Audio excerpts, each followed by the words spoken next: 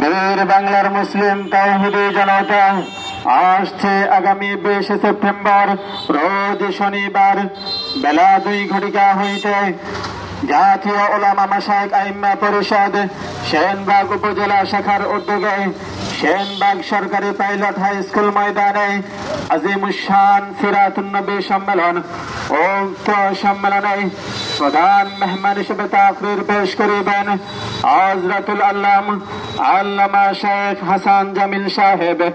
আল্লামা শেখ হাসান জামিল সাহেব উক্ত সিরাতুন নবী সম্মেলনে আর তাকরীর পেশ করিবেন হযরত মাওলানা মুফতি রিজওয়ান করিম আবরার সাহেব।